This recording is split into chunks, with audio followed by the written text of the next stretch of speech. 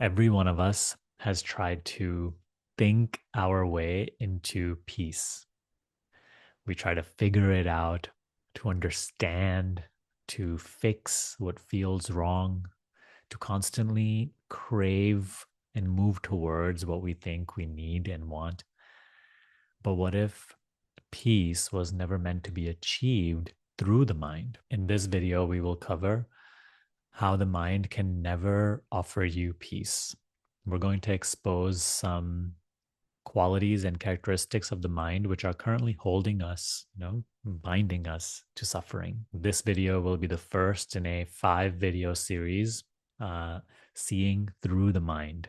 It's going to be a self inquiry series of learning to once again regain our inner freedom and seeing past the illusions that the mind paints. So make sure to watch this video in full and the 4 that will come after it. So take a moment to reflect.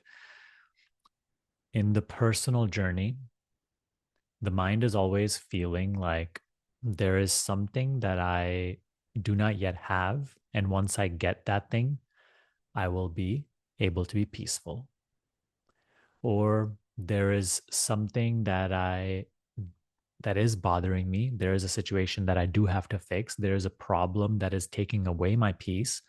And once I solve this problem and get rid of this thing, then I will be able to be at peace. Most of our personal activity revolves around these 2 themes: striving to get rid of something that we feel is taking away our peace, or moving towards something we think we need in order to be peaceful. So that's on the personal side of things. On the spiritual side of things, the mind is always feeling like I need to become wiser so that I can be peaceful. There's something that I have not yet realized, or a spiritual thing that I have not yet experienced, or some sort of realization I have not yet had that is holding me back from being peaceful. And as I continue to learn and grow, only then I can be peaceful. Because of these assumptions, the mind keeps us in forever seeking, forever trying to achieve and move towards something in the future that we do not yet have, both personally and spiritually. It is always trying to move away from what is towards this idea of what will bring it peace once achieved. Can you see how all our lives that has been the case and it has never worked? The mind's nature is inherently restless. It is always in pursuit of peace through what it does not have. How many times in your life, though, have you gotten what you did not have and you did experience a moment of peace when the mind's wanting stopped? But then once again, the mind wants something else because the nature of life is change. Nothing is stable, nothing can be had forever. So the moment the mind's desire is satisfied, either it wants more of that thing or it wants something completely different. And then once again, we are caught up in pursuits to achieve peace. Take a moment to see that as long as peace is somewhere in the future, as mind always promises, it can never be achieved. Who is it that seeks peace? Who is it that claims, I am not peaceful and I am not content with what is, that what is not enough for me, that what is needs to change into something else in order to satisfy me, in order to make me peaceful? What believes that it is things and people and achievements that bring peace? At the root of all of these assumptions is the ego, which is our idea of who we think we are, which encompasses all these various thoughts about what is it that we want, what is it that we cannot be happy without. But all of these are thought made ideas, they are not the truth. Throughout this video series, we're going to begin to see that more and more clearly. Because the more you see it, that is most of the work. The more you see it, you are less and less bound to it. Right now, because we don't really notice that these are assumptions, these are just things we take to be fact, that, oh, it is because of this problem that is taking away my peace. Or once I achieve it, I will be happy and I will be peaceful.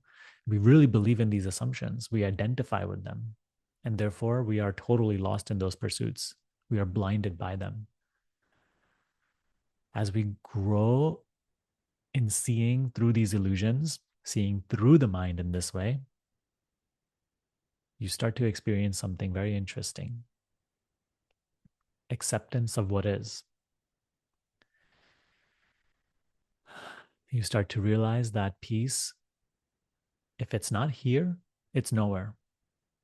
If it's in the future, it will never come. Peace is only found in the present moment. What it requires is for us to slow down. Slow down what?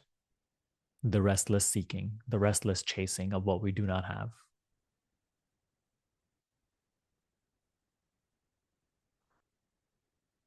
Become present here and now.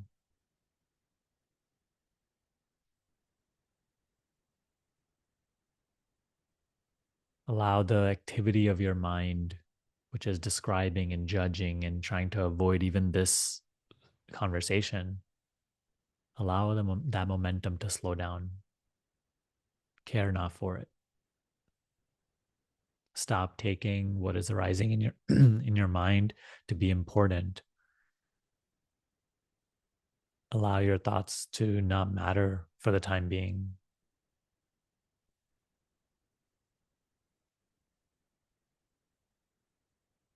The thoughts which claim peace is not here, it's somewhere else, are the main obstacles to peace. Allow them to melt away.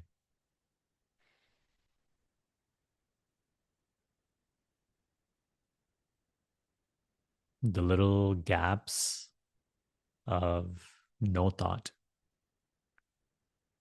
peace is already present. It is not in the mind where peace is found. It is found in the absence of the mind. When thoughts for the moment subside, peace is naturally present. Experience that.